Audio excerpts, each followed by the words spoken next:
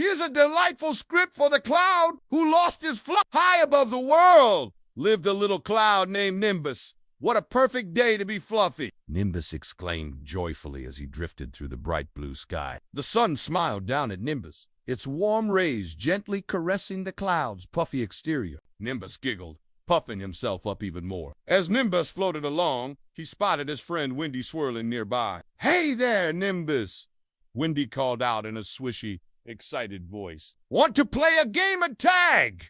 Nimbus hesitated for a moment. He loved playing with Windy, but sometimes his friend could be a bit too boisterous.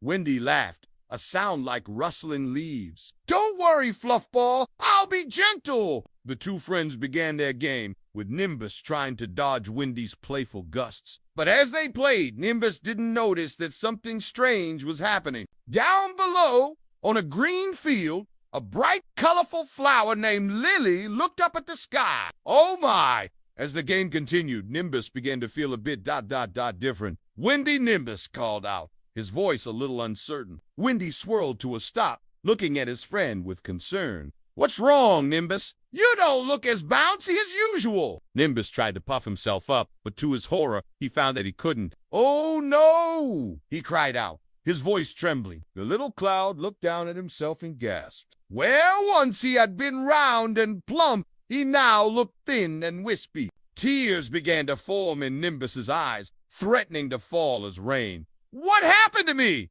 he whimpered. Sunny, who had been watching from above, floated closer. Windy looked horrified. "Oh, no! I'm so sorry, I didn't mean to make you lose your fluff." Nimbus sniffled, trying not to cry. "It's okay, Windy. You didn't mean to." Sunny thought for a moment, its rays pulsing gently as it considered the problem. As they pondered, Lily's sweet voice called up from the ground. Nimbus, Sunny, and Windy all looked down at the little flower waving her leaves excitedly. "How can you help, little one?" Sunny asked kindly. Lily smiled brightly. "Well, I've been watching all those little bits of fluff float down." Nimbus's eyes widened with hope. "Do you really think that would work?" Sunny beamed. "That's a wonderful idea, Lily." "Windy, do you think you could help gather up all those bits of fluff?" Windy swirled excitedly. "Of course! I'll be extra careful this time. I promise." And so,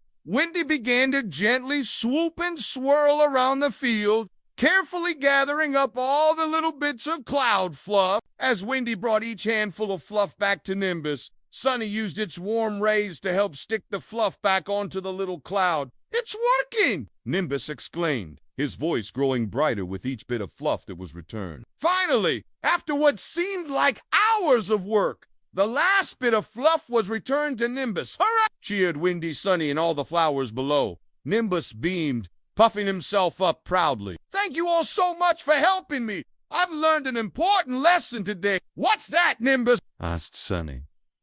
Nimbus smiled. Windy swirled around Nimbus gently. "And I've learned to be more careful when playing with my friends," Lily called up from below. "And we've learned that even the smallest of us can help solve big problems."